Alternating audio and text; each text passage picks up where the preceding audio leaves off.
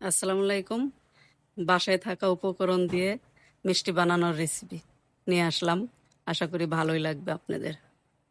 তো প্রথমে আমি দুধটা জাল করা দুধ ঢেলে দিলাম, তার সাথে 1 প্যাকেট গুঁড়া দুধ দিয়ে দিলাম, দিয়ে ভালো করে জাল দিয়ে নিতে হবে। নিয়ে আপনার পরিমাণ মতো একটু সাদা এলাচ দিয়ে দিয়েছি, আর সুজিটা ভেজে রেখেছিলাম, তো আমি সেই সুজিটা কিন্তু দিয়ে দিচ্ছি।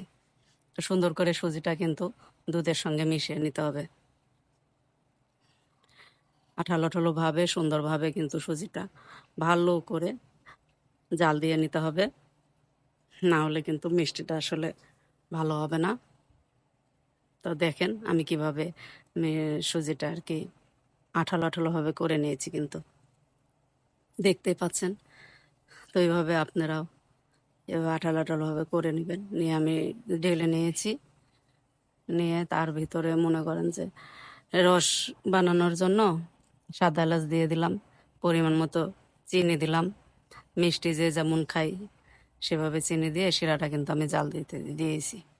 তো এর মধ্যে মনে করেন আপনার সুজিটা কিন্তু ভালো করে মাখিয়ে নিতে হবে। ভালো করে না মাখালে তো হবে না, মিষ্টিটা তাহলে ফেটে যাবে বা ভেঙে যাবে।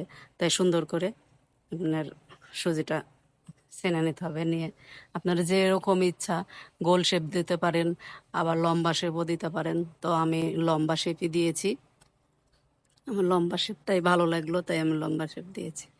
তো দেখেন এভাবে কিন্তু আমি মিষ্টি কয়টা সবগুলো কিন্তু এভাবে বানিয়ে নিচ্ছি। এভাবে বানিয়ে নিয়ে আমি কড়াইয়ে তেল দিয়েছি আর কি। দেখেন সবগুলো কিন্তু এভাবে বানিয়ে নিয়েছি, দেখতেই পাচ্ছেন। তো ঘরে আমি আমি যে রসটাও কিন্তু জাল হয়ে গেছে।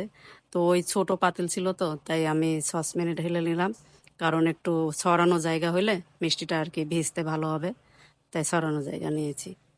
তো দেখেন তেল গরম দিয়েছিলাম, সেই তেলের মধ্যে কিন্তু মিষ্টিটা আমি ভাজতে দিয়ে দিয়েছি। তো আপনারা ইচ্ছা করলে কালো করেও ভাজতে পারেন, আবার লাল করেও ভাজতে পারেন, যেরকম চয়েস ঠিক সেভাবে আপনারা ভেজে নেবেন।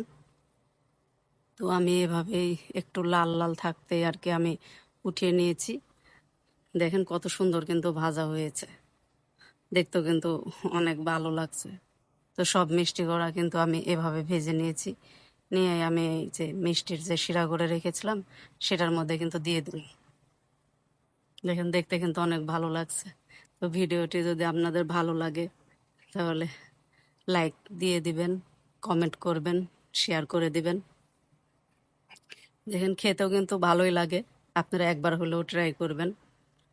আল্লাহ হাফেজ।